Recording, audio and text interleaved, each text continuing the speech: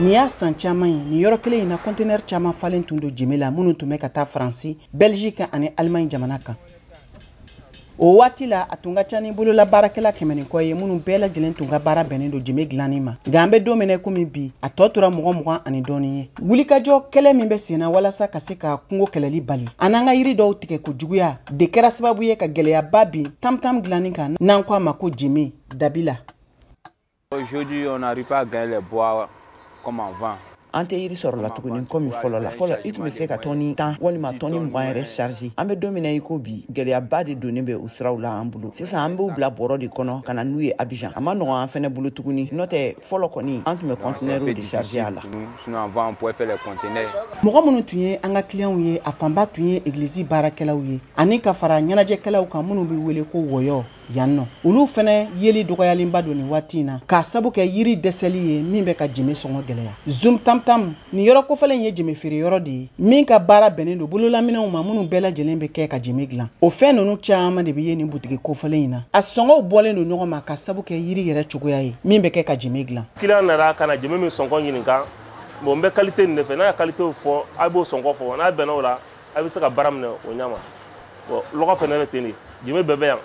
Yiri wulema bɛn yiri gbama bɛn yiri gbama sɔngɔ b'a ta dan yiri wulema sɔngɔ b'a ta dan na donc kumaba ninnu ni wulema de bɛ wuli olu sɔngɔ bɛn 7,000 ni 600 bon a gbama fɛnɛ bɛn 3,000 ni 600 bɛ se k'o fɛnɛ sɔrɔ. Côte d'Ivoire jamana dɔrɔn tɛ jamana ye Djémé bɛ dilan jamana min kan a bɛ dilan Mali, Burkina Faso ani Sénégal jamana fɛnɛ kan. Fadjima si ye san 39 ye ale ka baara bɛnnen don Djémé degili ma. A y'a yira k'a fɔ ko fɛn caman wɛrɛw de yɛlɛmana Djémé dilanni a n'a degili kan. K'o de kama don o don f'u ka taabolo kura wɛrɛw de ta walasa ka se ka dilan cogo kura wɛrɛw don Djémé la walasa a feereli ka se ka nɔgɔya kosɛbɛ farafinna tilebiyanfan jamana suguw kɔnɔ. Il y a certains designs qu'on fait sous le tam-tam aujourd'hui. Avant, il n'y avait pas ça. Djémé dilan togoya dɔw bɛ k'an fɛ sisan o tun tɛ kɛ fɔlɔ la. Fɔlɔ la an tun bɛ Djémé dilan dɔrɔn madama a bɛ mankan bɔ. Nka bi a t'o cogo la bilen. Bari bi Djémé b'a la ani fɛnɛ Djémé cɛɲa b'a la. Et que nous, c'est pas le cas aujourd'hui. C'est le Djémé surtout, mais la beauté. Djémé fan fila bɛɛ lajɛlen bɛ lamini ni nɛgɛ korilen de ye min bɛ datugu ni fini ye ka sɔrɔ ka jurukisɛ kɛ k'a lamini. Juru min jilajalen don kosɛbɛ min bɛ se ka golo yɛrɛ jilaja o min bɛ kɛ ka Djémé dilan. A golo fanba caman ye bagolo de ye misigolo fɛnɛ b'a la o de bɛ kɛ sababu ye ka Djémé kan di. A danfaraw bɛ bɔ ɲɔgɔn na ni golo samali a n'a cogoyaw de ye.